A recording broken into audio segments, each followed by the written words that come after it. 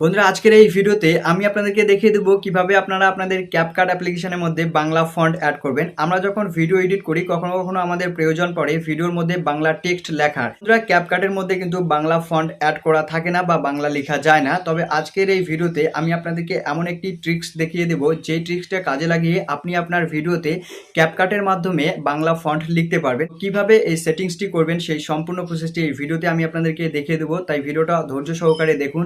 আর channel নতুন হয়ে থাকলে তো অবশ্যই চ্যানেলটাকে সাবস্ক্রাইব করুন। তো চলুন বেশি কথা না বলে আমি আমার মোবাইল স্ক্রিনে গিয়ে আপনাদেরকে দেখিয়ে দিচ্ছি কিভাবে আপনারা ক্যাপকাটের মধ্যে বাংলা ফন্ট অ্যাড করবেন।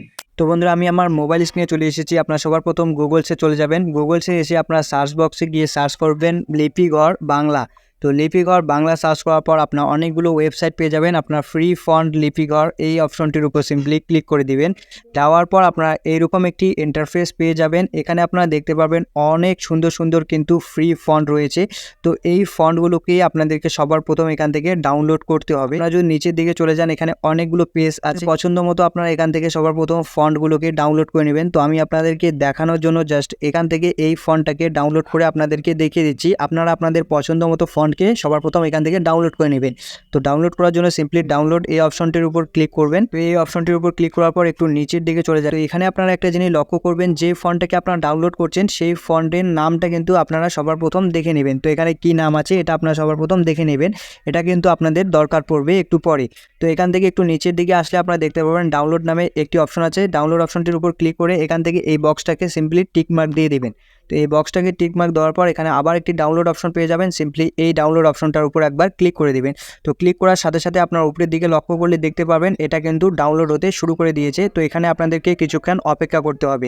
দেখুন আমাদের ফন্টটা কিন্তু খুব সুন্দরভাবে এখানে ডাউনলোড হয়ে গেল। তো এবার আপনারা সিম্পলি ব্যাকে চলে আসবেন। আসার পর আপনাদের মোবাইলে যে ফাইল অপশনটি আছে এই অপশনটির উপর সিম্পলি ক্লিক করবেন। আপনারা একটু নিচের দিকে চলে যাবেন, ইন্টারনাল স্টোরেজ নামে একটি অপশন আছে, এই অপশনটির উপর ক্লিক করতে। এরপর আপনারা দেখতে পাবেন ডাউনলোড নামে একটি ফাইল কিন্তু সবার উপরে থাকবে। তো এই ডাউনলোড নামে এই ফাইলটির উপর সিম্পলি আপনারা ক্লিক করে দেবেন। ক্লিক করে দেওয়ার পর আপনারা অনেকগুলো কিন্তু এখানে ফাইল দেখতে পারবেন। এই কারণে আমি বলেছি আপনারা যে ফন্টটাকে ডাউনলোড করলেন সেই ফন্টের নামটি আপনারা দেখে নেবেন। তো দেখুন আমি জাস্ট এই ফন্টটাকে এখানে কিন্তু এখনই ডাউনলোড করলাম। তো এই ফন্টটাকে আমি আমার সুবিধার্থে বাইরে নিয়ে যাচ্ছি। তো এখান থেকে আপনারা সিম্পলি ক্লিক করে দেবেন। দেওয়ার পর থ্রি ডট অপশনে ক্লিক করে মুভ টু এই অপশনটির উপর ক্লিক করবেন। তারপর আপনারা এখান থেকে আমি জাস্ট ডাউনলোড এই ফোল্ডারটির উপরে নিয়ে যাচ্ছি। এবার ইউনিকোড নামে যে এই ফাইলটি আছে এই ফাইলটির উপরে নিয়ে যাচ্ছি। মুভ হেয়ার এই অপশনটির উপর ক্লিক করে দেবেন। আপনারা আপনাদের সুবিধার্থে এটা করে রাখবেন। দেওয়ার পর যে ফন্টটিকে আপনারা ডাউনলোড করলেন সেই ফন্টের উপর এভাবে সিম্পলি ক্লিক করবেন। এরপর আপনারা এক্সট্রাক্ট নামে একটি অপশন দেখতে পারবেন, এই অপশনটির উপর সিম্পলি ক্লিক করে দেবেন। এবার আপনারা চলে যাবেন সোজা ক্যাপকাট অ্যাপ্লিকেশনের মধ্যে। ক্যাপকাট অ্যাপ্লিকেশনে আসার পর আপনারা নিউ প্রজেক্ট এই অপশনটির উপর সিম্পলি ক্লিক করে দিবেন। যে ভিডিওটাকে আপনারা এডিট করতে চাচ্ছেন সেটা আপনারা সবার প্রথম এখান থেকে সিলেক্ট করে নেবেন। আমি আমার একটি ভিডিওকে এখান থেকে সিলেক্ট করে নিয়ে নিয়েছি। এরপর আপনারা নিচে অনেকগুলো অপশন দেখতে পাবেন, টেক্সট নামে এই অপশনটির উপর সিম্পলি ক্লিক করবেন। তো এই অপশনটির উপর ক্লিক করার পর আপনারা দেখতে পাবেন অ্যাড ফন্ট নামে একটি অপশন আছে। তো এই অপশনটির উপর সিম্পলি একবার ক্লিক করে দেবেন। দেখুন এখানে আমি অলরেডি 3টি কিন্তু ফন্ট অ্যাড করে রেখেছি। আপনারা সিম্পলি এই প্লাস আইকনটির উপর ক্লিক করবেন।